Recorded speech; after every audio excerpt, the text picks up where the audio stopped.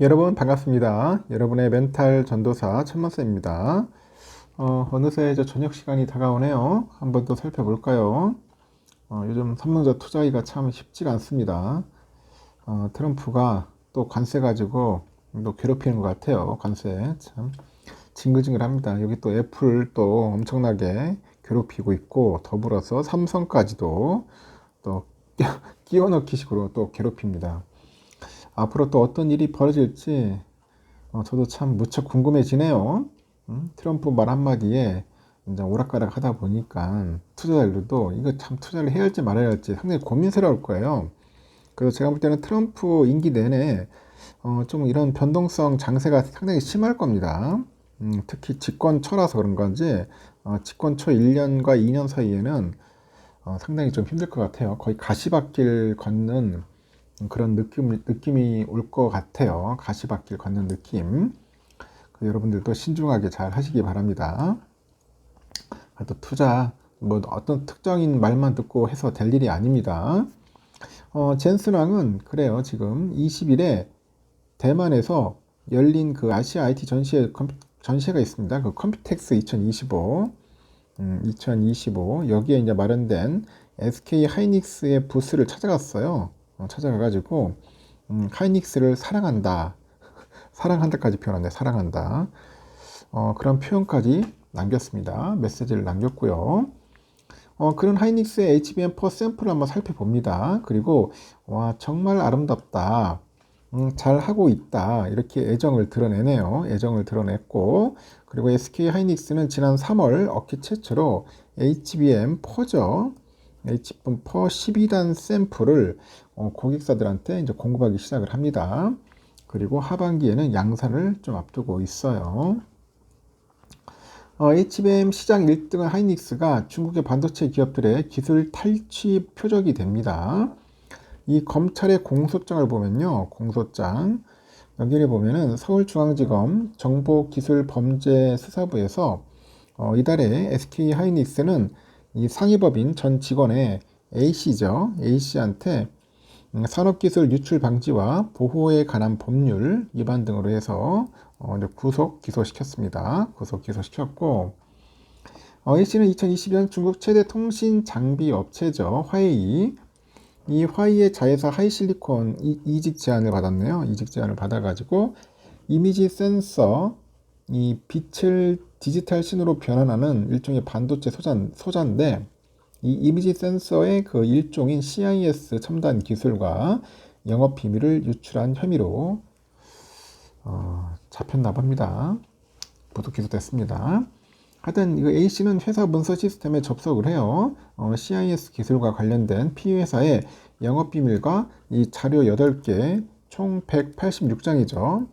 이 186장을 무단으로 이제 출력을 해요. 출력을 해가지고 유출을 했고, 또 회사 업무용 노트북을 자택으로 반출을 합니다.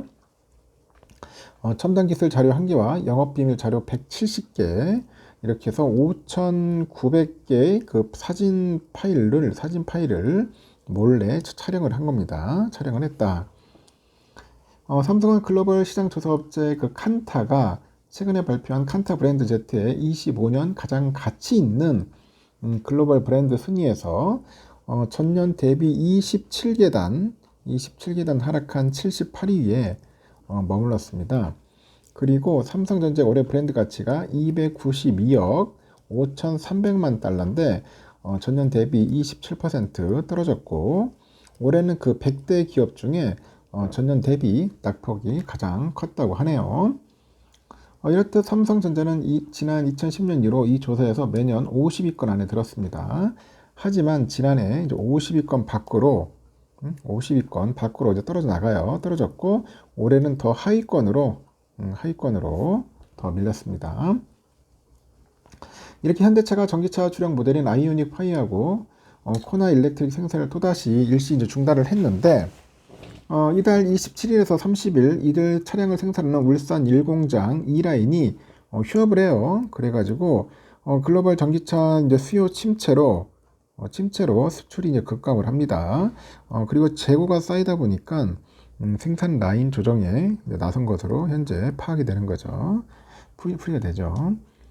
현대차는 당초의 생산 라인 가동을 위해서 공피치 운영 방식으로 유지를 했는데 이 역시 지속하기 어려운 상황으로 현재 알려져 있다고 합니다. 특히 현대차 보니까 올 들어서 세 번째 전기차 생산 라인 중단이어서 그만큼 우려감이 커지고 있더라.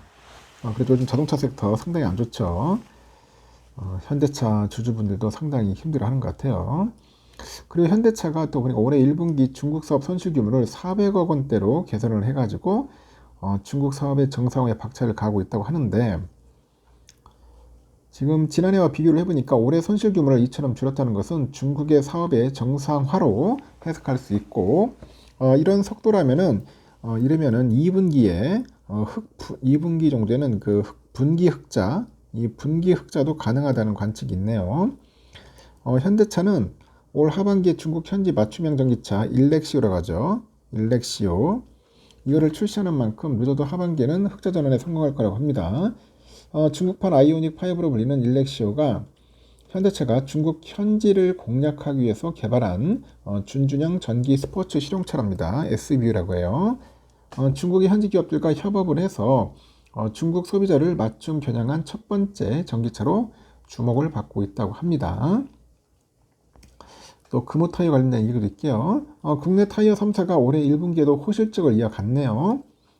금호 타이어는 올해 1분기 창사 이래 최대 실적을 기록을 했는데, 이 광주 공장에 화재가 있었어요. 그리고 미국의 그 관세 정책 등 대내외 변수가 겹치다 보니까 올 2분기에는 성장이 정체될 수 있다, 그런 우려감이 있습니다.